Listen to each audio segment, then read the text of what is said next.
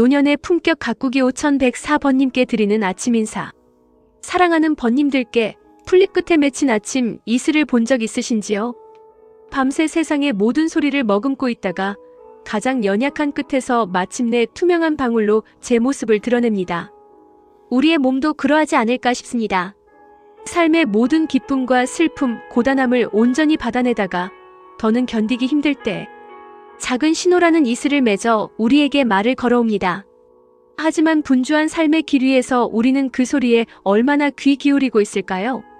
오늘은 잠시 걸음을 멈추고 단 한 번도 나를 떠난 적 없는 가장 정직한 친구, 우리 몸의 이야기에 귀 기울여보는 시간을 가져보면 어떨까요? 그 낮은 속삭임 속에 우리 삶의 가장 중요한 지혜가 숨어 있을지 모릅니다. 몸, 나보다 먼저 나를 아는 지혜. 누구나 한 번쯤은 겪어보았을 것입니다. 감기가 오기 전 목이 스산하게 칼칼해지고 온몸에 힘이 빠져나가는 그 미묘한 느낌을 대수롭지 않게 넘겼다가 호되게 앓고 나서야 우리는 깨닫게 됩니다. 아, 몸은 이미 알고 있었구나. 내게 쉼이 필요하다는 것을 미리 알려주고 있었구나. 이것은 단순한 예감이 아닙니다. 인류가 수억 년의 시간 동안 생존을 위해 갈고 닦은 본능적인 지혜입니다. 진화의 관점에서 몸은 뇌보다 먼저 반응하는 최전선의 감각기관이었습니다. 맹수를 마주치기 전 서늘한 기운에 등골이 먼저 오싹해지고 심장이 격렬하게 뛰기 시작합니다. 의식적인 판단이 내려지기 전에 몸이 먼저 위험을 감지하고 도망치거나 싸우라. 파이트 마이너스 오 마이너스 플라이트 리스판스는 경보를 울리는 것입니다. 이처럼 몸은 생존을 위해 단 한순간도 거짓을 말할 틈이 없었습니다. 몸이 보내는 신호는 그래서 단순한 고장의 증상이 아니라 살아남기 위한 절실한 외침입니다. 피로가 쌓이고 어딘가 아프고 잠 못 드는 밤이 이어지는 것. 이것들은 단순히 몸이 고장났다는 신호가 아닙니다. 오히려 우리 몸이 우리에게 주인님, 지금 이대로는 어렵습니다. 하고 대화를 시도하는 소리입니다.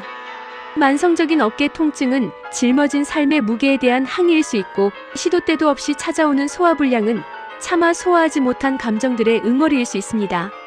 심리학에서는 이를 신체화 SOMATIGATION이라고 부릅니다.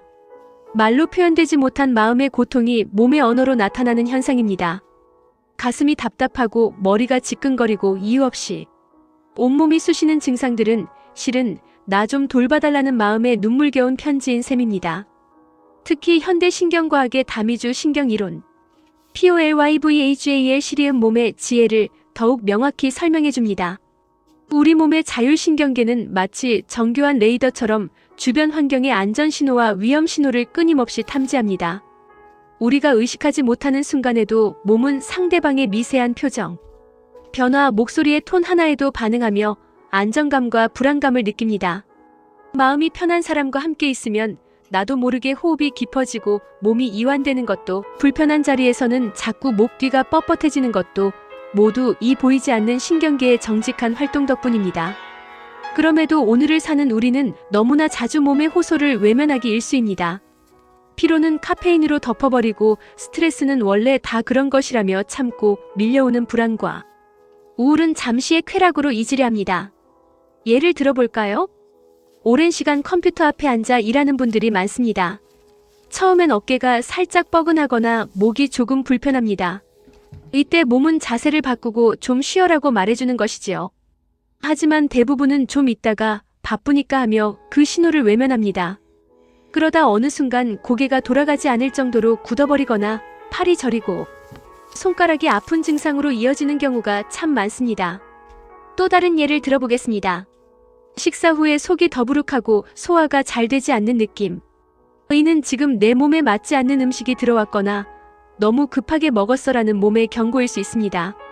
하지만 우리는 쉽게 소화제를 찾거나 다음에도 똑같은 식습관을 반복하며 몸을 혹사시키곤 합니다.